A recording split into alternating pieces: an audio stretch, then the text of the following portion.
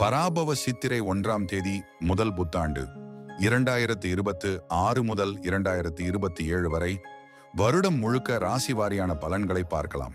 இந்த வருடம் உங்களுக்கு எவ்வளவு சதவீதம் நன்மைகள் கிடைக்கும் என்று பார்க்கலாம்.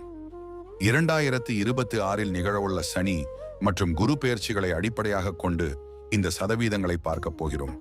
ராசிகளின் பலன்களை பார்த்த பிறகு ஒவ்வொரு ராசிக்குமான பரிகாரங்களையும் பார்க்கலாம். மேஷம் 60%. குருவின் பார்வை இருந்தாலும் 7.5 சனியின் தாக்கம் தொடங்குவதால் போராட்டங்களுக்கு பின் வெற்றி கிடைக்கும். ரிஷபம் 75%. தொழில் மற்றும் வியாபாரத்தில் நல்ல லாபம் கிடைக்கும். குடும்பத்தில் சுப நிகழ்ச்சிகள் நடக்கும். மிதுனம் 65%. ஜென்ம குருவின் தாக்கம் இருப்பதால் முடிவுகளை நிதானமாக எடுக்க வேண்டும். பணிச்சுமை கூடும். கடகம் 65%.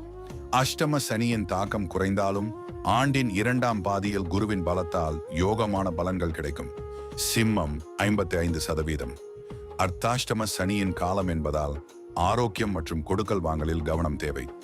கன்னி 80%. இந்த ஆண்டின் அதிர்ஷ்ட ராசிகளில் ஒன்று. நீண்ட நாள் கனவுகள் நனவாகும். திருமண யோகம் கூடி வரும். துலாம் 60%. 6ஆம் இடத்து சனியால் எதிர்ப்புகள் நீங்கும். ஆனால் குருவின் நிலையால் செலவுகள் அதிகரிக்கலாம். விருச்சிகம் 70%. அர்த்தாஷ்டம சனி விலகுவதால் நிம்மதி பிறக்கும். பொருளாதார நிலையில் முன்னேற்றம் உண்டு. தனுசு 50%. சனியின் தாக்கம் மற்றும் குருவின் நிலையால் அலைச்சல்கள் இருக்கும். வாகன பயணங்களில் எச்சரிக்கை தேவை. மகரம் 75%. 7.5 சனியின் பிடியிலிருந்து முழுமையாக விடுபடுவதால் இழந்த செல்வாக்கை மீண்டும் பெறுவீர்கள். கும்பம் 70%. ஜென்ம சனி விலகி வாக்கு சனி தொடங்குவதால் நிதானமாக பேசினால் நன்மைகள் தேடி வரும். மீனம் 70%. 7.5 சனியின் ஆரம்ப காலம் என்பதால் விழிப்புணர்வு தேவை. எனினும் குரு பெயர்ச்சிக்கு பின் வருமானத்திற்கு பஞ்சம் இருக்காது. பராபவ புத்தாண்டு ராசி வாரியான எளிய பரிகாரங்களை பார்க்கலாம். மேஷம் செவ்வாய்க்கிழமை தோறும் முருகப்பெருமானுக்கு செவ்வரளி மலர் சாற்றி வழிபடுவது தடைகளை நீக்கும். ரிஷபம் வெள்ளிக்கிழமைகளில் மகாலட்சுமிக்கு நெய் தீபமேற்றி வழிபட செல்வம் பெருகும். மிதுனம் புதன்கிழமை தோறும் மகாவிஷ்ணுவை துளசியால் அர்ச்சித்து வர குழப்பங்கள் நீங்கி தெளிவு பிறக்கும். கடகம் திங்கட்கிழமைகளில் சிவபெருமானுக்கு பால் அபிஷேகம் செய்வதும் ஏழை எளியவர்களுக்கு தயிர் சாதம் தானம் செய்வதும் சிறப்பு. சிம்மம் ஞாயிற்றுக்கிழமை காலையில் சூரிய நமஸ்காரம் செய்வதும் ஆதித்ய ஹிருதயம் வாசிப்பதும் ஆரோக்கியம் தரும். கன்னி சனிக்கிழமைகளில் பெருமாள் கோவிலுக்கு சென்று துளசி மாலை சாற்றி வர அதிர்ஷ்டம் இரட்டிப்பாகும். துலாம் வெள்ளிக்கிழமை ராகு காலத்தில் துர்க்கை அம்மனுக்கு எலுமிச்சை விளக்கேற்றி வழிபட எதிர்ப்புகள் அகலும்.